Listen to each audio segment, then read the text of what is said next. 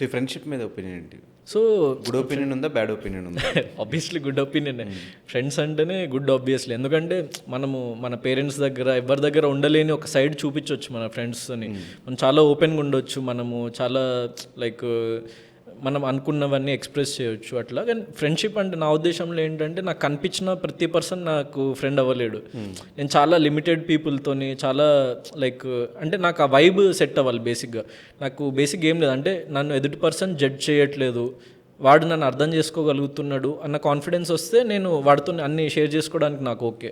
కానీ అవతల person జడ్జ్మెంటల్గా ఉంటుండు, so లేకుంటే నా ముందు ఒకలాగా వెనక ఒకలాగా ఉంటుండు, అట్లాంటి ఫీలింగ్ వస్తే నేను లైక్ కట్ చేసుకుంటా, లేకుంటే ఎదర్ ఓపెన్ అప్ అవ్వను అనమాట. సో నాకు చాలా లిమిటెడ్ ఫ్రెండ్స్ ఉంటారు అందుకే. సో ఇండస్ట్రీ ఫ్రెండ్స్ గురించి? ఇండస్ట్రీలో అంటే నువ్వు కూడా ఉన్నావు వన్ ఆఫ్ ద ఫ్రెండ్స్. వాళ్ళ గురించి ఒపీనియన్ ఏంటి అని? ఇండస్ట్రీలో like there are few friends like Priyanka, Amar, you and like చాలా మంది ఉన్నారు ఫ్రెండ్స్ వాళ్ళు. సో వాళ్ళకి అంటే ఒక వాళ్ళు కూడా కొంచెం మంది అంటే అరే ఇప్పుడు వీడు లైక్ యంగ్స్టర్ బాగా కష్టపడుతున్నాడు, సో ఫిల్మ్స్ మీద ట్రై చేస్తున్నాడు అది అని చెప్పేసి కన్స్ట్రక్టివ్గా నాకు ఏదైనా అరే నువ్వు ఇక్కడ తప్పు చేసినావు ఇది చేసుకో అది అని చెప్తే నేను డెఫినెట్లీ తీసుకుంటా. So like even Sohel, so all these people like they keep on like texting me, and ఎప్పుడైనా నాది ఫిల్మ్ ఏదైనా వచ్చినా వాళ్ళే ఫస్ట్ నేను చెప్పకుండా కూడా పెడుతుంటారు. సో ఐఎమ్ హ్యాపీ, అండ్ నాకు సపోర్ట్ చేసే వాళ్ళందరితోనైతే నేను లైక్ చాలా మంచిగా ఉంటా, దెన్ చాలా హ్యాపీగా ఉంటా. సో అంటే నేను కొత్త ఫ్రెండ్స్ని నా అంతటి నేను చేసుకోలేను, కొంచెం చిన్నప్పటి నుంచి ఇంట్రోవర్ట్ కాబట్టి అంత ఓపెన్ అప్ అవ్వలేను. దాన్ని ఈగో యాటిట్యూడ్ అనుకుంటారు చాలామంది. నేను ఈవెన్ ఎక్కడికైనా వెళ్ళినా అంటే అంత పబ్లిక్ గ్యాదరింగ్ పార్టీస్కి అందరితో వెళ్ళిపోయి ఏదో మాట్లాడి బ్రో చిల్ బ్రో అని మాట్లాడలేను. ఒక సైడ్కి వెళ్ళి కూర్చొని నా పని నేను చూసుకుంటుంటా, నాతో ఎవరి నుంచి మాట్లాడుతూ అంతే. సో అది. సో నాకు నీ ఫ్రెండ్షిప్ని చెక్ చేయాలని ఉంది. లైక్ ఇప్పుడు ప్రియాంకకి, తేజకి, అమర్కి కాల్ చేద్దాం. కాల్ చేసి ఏం చెప్పొద్దు, జస్ట్ వాళ్ళని ఒక 10,000 ఏమను. ఎందుకు బాబు వాళ్ళ మన ఎమర్జెన్సీ ఉంది. లేదు నేను మనీ ఎవరిని అడిగాను యాక్చువల్లీ ఫ్రెండ్స్ని. నేను అడిగితే నాకు ఎవరు అందుకే నేను మళ్ళీ ఎందుకు లేదు డబ్బులు కాదులే, నార్మల్ ఫోన్ చేస్తా, ఫోన్ చేసి మాట్లాడు. ఫోన్ చేసి మాకెందుకు, మీరు ఏదో మాట్లాడుకుంటారు నాకెందుకు. అంటే నాకు బయట ఏం చెప్పకుండా నాకు మనీ అవసరం ఉంటే మా అన్నయ్యనో మా డాడీనో అడుగుతా అంతే. నేను నిజంగా ఫ్రెండ్స్కి మనీ గురించి అంటే ఫైనాన్షియల్ మ్యాటర్స్ దగ్గరికి వచ్చిన దగ్గర నాకు చాలా ఏంటది నామోషి వేస్తారా తెలుస్తుంది తర్వాత ఎందుకు అడిగాము. పాపం వాళ్ళ దగ్గర కూడా ఉన్నాయి లేవు.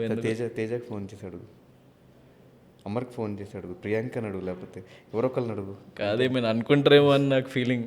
ఫస్ట్ తేజగాడికి కాల్ చేస్తున్నా, చేసి చిన్న ఎమర్జెన్సీ 10,000 కొట్టని పెట్టి వేస్తాడు. మెసేజ్ పెడుతున్నావా? ఇగో ఇయే అట్లా మెసేజ్ పెట్టద్దు, మోసాలు చేయొద్దు. తేజాడికి చేస్తున్నాడు ఎత్తట్లు. హలో హలో చెప్పరా. అరే తేజ, ఒక 10K గూగుల్ పే చేస్తావా, నీకు మళ్ళీ నైట్ చేసేస్తా. Okay okay okay. ఏం చేస్తున్నావు? నాకు ఒక 40-50 minutes పెట్టింది, పర్లేదా? ఏం లేదు, ఆ ఫోన్ నా దగ్గర ఐఫోన్ ఉంది, పేమెంట్ ఆ ఫోన్ లో ఉంటుంది, నేను బయటకు వచ్చా బేసిక్ గా. ఓకే ఓకే 40-50 minutes చేస్తావు కదా? నేను ఇంటికి వెళ్ళి చేస్తా. Okay okay one second. Hello hello bro. ఎవరు? ధనుష్ బ్రో. Hi bro. నాకు కూడా 1 lakh ఉంటే 1 lakh నాకు ఇచ్చేది బ్రో. నేను ఒక నైట్ టూర్కి ఇచ్చేస్తా. ఓకే బ్రో, ఇది సేమ్ ఇంటికి వెళ్ళి నాకే. ఏంటి బ్రో ఏం నిజంగా వేస్తున్నావా? ఇంటర్వ్యూలో ఉన్నాడు మనోడు. అవునా? నిజంగా వేస్తావా? అయితే నేను విన్నది నిజమే బ్రో. ఏంది? రెస్టారెంట్ నుంచి ఒక 2 lakhs, ప్రమోషన్ సినిమా టీం నుంచి ఒక 2 lakhs. అట్లానే మొత్తం ఎరగొట్టి ఇంట్లో కూర్చోబెట్టారు 4 రోజుల నుంచి. కాదు మరి, ఎవరు అడిగితే డబ్బులు 1,00,000 అడితే 1,00,000 వేస్తాడు, 10,000 అడితే 10,000 వేస్తాడు. ఎవరు అడిగితే కాదు, వీడు ఎప్పుడు అడగడు, ఇదేం సడన్ గా అడిగాడు. మేబీ ఏమైనా ఎమర్జెన్సీ ఏమో. సరేలే, బేసిక్ ఇదిగో నేను ఐఫోన్ లో ఇలా ఇంకా ఫోన్ పే అయ్యి అది ఆండ్రాయిడ్ లో ఉంటది. బయటకు వచ్చా, సరేరా వేస్తారనే సెన్స్ లో క్యాజువల్, ఎందుకంటే ఎప్పుడు అడగల వీడు ఏ ఎమర్జెన్సీ ఏంటోలే అని సరే అన్న. కాదు, ఎందుకు ఫోన్ చేసామంటే యాక్చువల్లీ ఫ్రెండ్స్ ఎవరు సపోర్ట్ చేయట్లేదు, తేజాని ఇట్లా ప్రమోషన్కి చేయమంటే డబ్బులు అడుగుతున్నారని చెప్తే సరే నమ్మకరా వీడియో చేసి పెట్టాను, వాడు ఇప్పుడంటే ఆల్రెడీ చేసినాం. చేశారు ఆల్రెడీ.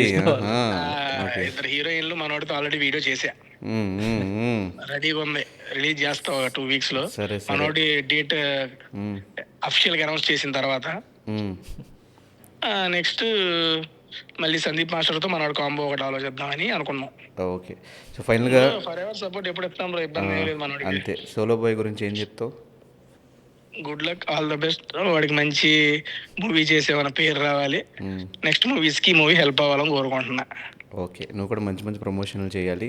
ఇప్పుడు 5 లక్షల నుంచి అదొక 50 లక్షలు వెళ్ళాలి పర్ ప్రమోషన్ అని మనస్ఫూర్తిగా కోరుకుంటున్నాను. ముందు అసలు 5 లక్షలు అయితే బాగుండని కోరుకుంటున్నా. ప్రమోషన్స్ నీకు తెలిసిందే కదా, నా ఫస్ట్ నుండి నువ్వు చూస్తానే ఉన్నావు, ఏం జరుగుతుందో నీకు అంతా తెలుసు, మళ్ళీ నువ్వు చెప్పి ఇవన్నీ. కానీ మరి అవునవును, సరే మనం మళ్ళీ మన ఇంటర్వ్యూలో మాట్లాడుకుందాం. బాయ్. ఓకేలే, ఇప్పుడు అడిగి 10 చేయాలా అవసరం లేదా? అవసరం లేదు, చేస్తున్నావు కదా, ఇంకెందుకు వద్దులే. సరే ఓకే డన్ బ్రో. లేవని పెట్టేస్తేమో అనుకున్నా, నువ్వు పెట్టవలే కానీ అట్లా. సరే బాయ్. బాయ్ వాడికి సరే సరే ఓకేరా, okay bye. Final call for Priyanka. ప్రియాంకతో యాక్చువల్ మాట్లాడి చాలా, తను ముంబైలో ఉంది. అమర్ గడికి చేయనా? అమర్దీప్ ఎందుకు ప్రియాంకకి గొడవ అయిందా?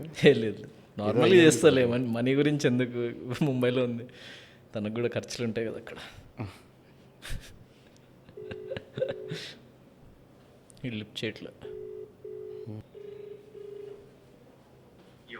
ఎత్తట్లేదా? ముంబైలో ఉంది ప్రియాంక కూడా. ఓకే. ఈ అప్కమింగ్ యంగ్స్టర్స్కి కొత్తగా సినిమాలు స్టార్ట్ చేసే వాళ్ళకి కానీ, బిగ్ బాస్కి వెళ్దాం అనుకునే వాళ్ళకి కానీ, వీళ్ళకి ఏం చెప్దాం అనుకున్నా? నీ జర్నీ త్రూ కానీ, నీ ఎక్స్పీరియన్సెస్ బట్టి కానీ, ఇది కరెక్టా కాదా, సినిమా ఇండస్ట్రీకి రావచ్చా లేదా, ఈ బిగ్ బాస్ అనే ఆపర్చునిటీ కోసం వెయిట్ చేయొచ్చా లేదా, ఇవన్నీ ఏం చెప్తావు బ్రో? సో యాక్చువల్లీ యంగ్స్టర్స్ చాలామంది ఇప్పుడు ప్యాషన్తో ఆర్టిస్ట్ అవుదామని చెప్పేసి, లేకుంటే ఏదో ఒక రికగ్నిషన్ కావాలి, ఏదో ఒక ఆపర్చునిటీ కావాలని, ఏదర్ బిగ్ బాస్ కానీ లేకుంటే ఫిల్మ్స్లో కానీ లైక్ సర్వైవ్ అవుదాము, ఏదో ఒకటి లైక్ గుర్తింపు తెచ్చుకుందామని అనుకునే వాళ్ళు చాలామంది ఉన్నారు. కానీ చాలామందికి ఆ అవకాశాలు లేక చాలామంది అక్కడ మిగిలిపోతూ ఉంటారు. సో నేను కూడా అంటే చాలా ఇయర్స్ ఆఫ్ అంటే లైక్ ఆల్మోస్ట్ నేను 2019 నుంచి చూసుకుంటే, సో 2023లో నాకు బిగ్ బాస్ వచ్చింది, నా ఫస్ట్ రికగ్నిషన్ అన్నది. సో దాంతో 24లో మళ్ళీ బిగ్ బాస్, దెన్ ఇప్పుడు ఫిల్మ్ రావడం. సో అంటే one thing that kept me going is ఎప్పుడు అంటే లైక్ ప్రతి ఒక్కదాన్ని ఒక ప్రాసెస్లా తీసుకోవాలంతే. At the end of the day మనం ఆ ప్రాసెస్ ఓరియంటెడ్ ఉండి మనం ముందుకి ఫోకస్తో వెళ్తున్నప్పుడు, సో ఆటోమేటికల్లీ మనకు తెలియకుండా ఏదో ఒకటి నేచర్ మనకు తీసుకొచ్చి ఇస్తుంది అని చెప్పేసి నేను బలంగా నమ్ముతా. So that kept me going until here. So అంటే లైక్ కొత్త వాళ్ళు ఎవరైనా హ్యావ్ దట్ బిలీఫ్, ఫస్ట్ మిమ్మల్ని మీరు ప్రిపేర్ చేసుకొని, then at the same time right opportunity గురించి వెయిట్ చేయండి.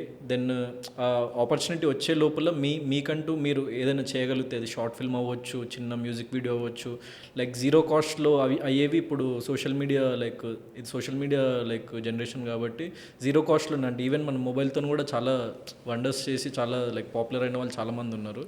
సో లైక్ స్టార్ట్ ఎంత చిన్నగా వీలైతే అంత చిన్నగా స్టార్ట్ చేయండి. డబ్బులు లేకున్నా ఏం పర్వాలేదు, మీరు వేరే జాబ్ చేసుకుంటూ కూడా దీన్ని ఒక పార్ట్ టైం లాగా చేసి కూడా మీరు దాన్ని ఫోకస్ని వదలకుండా మీరు అనుకున్న ప్యాషన్ వైపు నడుస్తుంటే ఏదో ఒక రోజు డెఫినెట్లీ సక్సెస్ అవుతారని నేను బిలీవ్ చేస్తున్నా.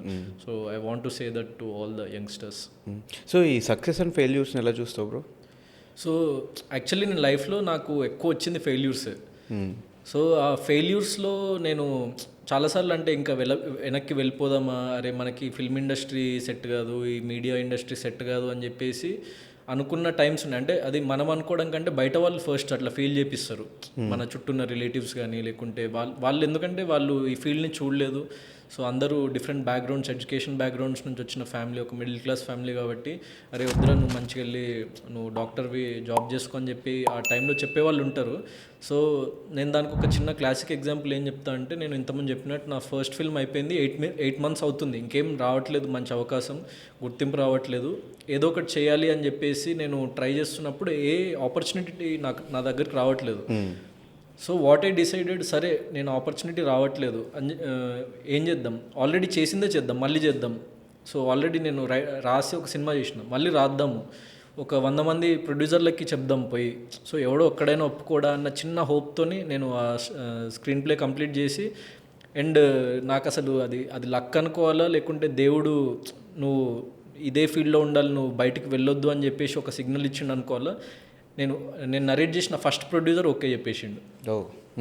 ఈయన లైక్ సతీష్ అన్న was the first producer that I narrated this script. ఆయన లైక్ ఫస్ట్ సిట్టింగ్లోనే ఓకే చెప్పేసిండు. దెన్ నాకు అదే మంత్లో బిగ్ బాస్ సీజన్ 7 ఆఫర్ వచ్చింది. సో ఇంకా నేను వెళ్ళిపోదాం వెనక్కి అని చెప్పేసి ఎంబీఏ కూడా జాయిన్ అయినా. యాక్చువల్లీ ఎంబీఏ జాయిన్ అయ్యి ఒక 1 సెమిస్టర్ అయిపోయింది నాది.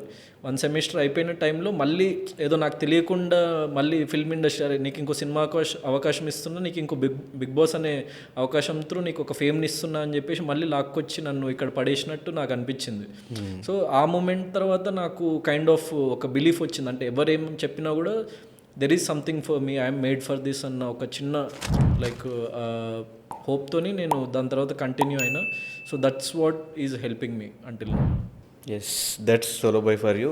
నెక్స్ట్ గెస్ట్తో మళ్ళీ కలుస్తా. Until then signing off. Thank you bro. Thank you.